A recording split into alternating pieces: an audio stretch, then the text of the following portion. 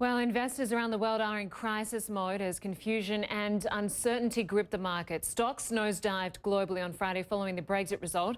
Let's get some more analysis on the market fallout. CNN Money Europe editor Lynda Santos joins me now from London, and global affairs and economic analyst Ali Velshi joins me from New York. Thank you both for being with us. Nina, first to you. The financial fallout was swift. The pound dropped to its lowest level since 1985. What's the outlook? Could it continue to drop? That's a big question. At this point, it's a $2 trillion question, Lynda, because that's how much was wiped off of world stock markets in the Friday bloodbath, as many a trader explained it to me.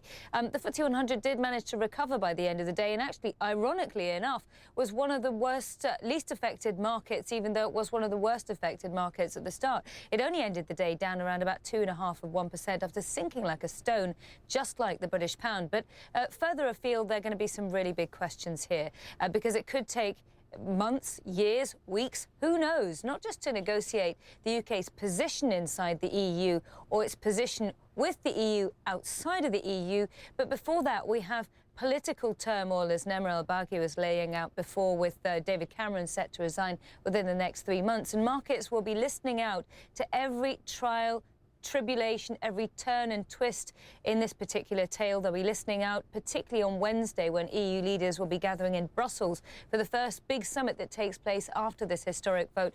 Will they play hardball? Will they play softball? Will they in any way send any olive branches, any conciliatory messages towards the UK? That's the kind of thing that people are going to be trading on. It's much harder to trade the rumour than it is the fact. The fact was Friday when we had that Brexit. And Nina, throughout the campaign, there were forecasters of saying that a Brexit would trigger a recession. It's a difficult question, I know, looking into the future, but what is the likelihood of that?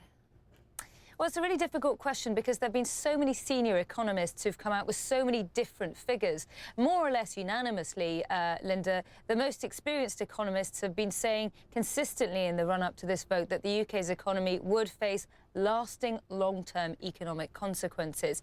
In the medium term, what you're probably going to see this year is the UK Chancellor really coming under fire, by the way, whoever the UK Chancellor is, because George Osborne is currently the UK Chancellor or Finance Minister, if you like, for this country, but he's been a staunch ally of David Cameron over the last 6 years. He's also been somebody who's very fervently in the Remain camp.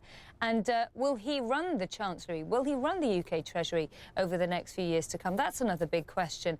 But the Treasury had said all along that the UK economy could shrink around about 3.6%. They've said that people could see thousands of dollars knocked off of their annual income, that livelihoods could fall, that we could see a number of people being out of work by the end of all of this. The real question is that the kind of thing that's going to transpire in the medium term if the UK economy does shrink, if we see less investment coming from the EU, which, by the way, is the biggest investment partner from the UK?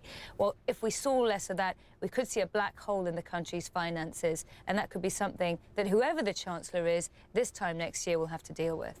Yeah, certainly is a pretty grim outlook if that is the scenario. Stand by, Nina. I just want to bring in Ali. Ali, the UK, of course, will have to negotiate trade deals with Europe and the rest of the world. This is going to be long, it's going to be complex. Will London's financial sector continue to thrive, or could it lose out to other major European cities?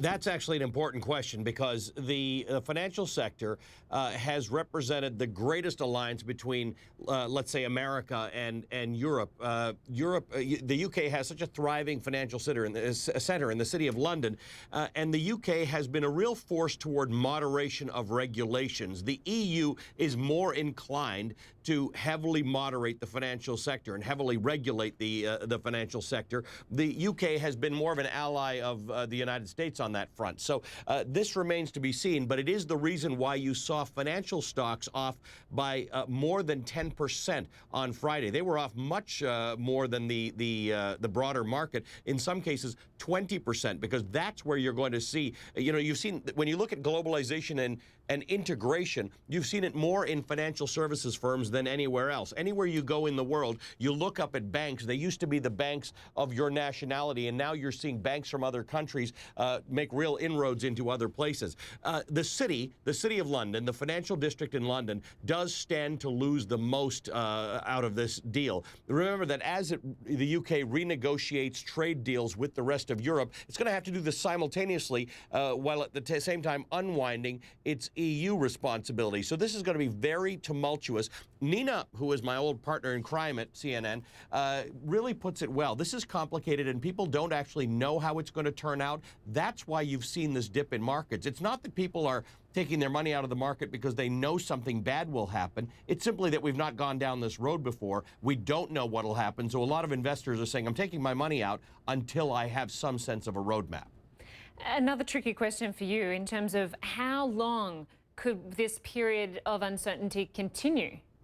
Well, it's tricky because the UK has to invoke this Article 50, which begins the process of extraction from the EU. That we don't know how long that can take. Some people have estimated 2 years, but it's a very complicated process. I mean, they are so intricately connected on so many levels. And at the same time, you can't end up getting out of trade deals and all of a sudden seeing duties and tariffs increase dramatically, affecting the UK economy, and then trying to renegotiate those. So no one's ever seen something like this. We've seen people negotiate trade deals, which often take years.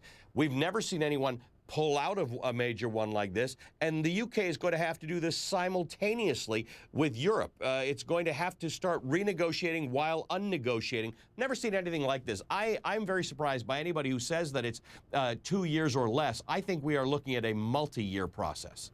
It's going to be a long process. And just finally to Nina, what needs to happen in the short to medium term to perhaps calm the jitters in the market? Well, we've seen a little bit of that already.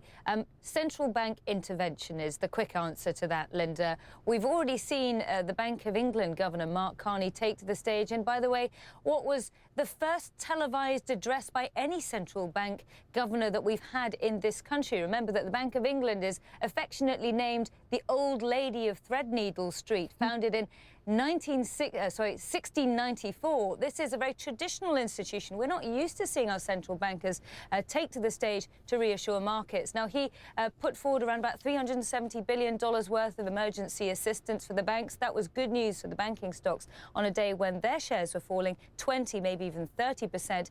What we may see further from here is coordinated central bank action. That could really be what markets are looking for. People like the Bank of Japan coming together with the Bank of England, also the ECB head Mario Draghi, maybe even Janet Yellen. You know, she chose to mention Brexit twice in the last month to highlight how worried she was about the risks coming from elsewhere in the world. They're already raising interest rates in the States. Would they have to pause? Who knows? Great to have your analysis on all of this. Glad you could break it down for us. Nina dos Santos in London and Ali Velshi in New York. Thank you.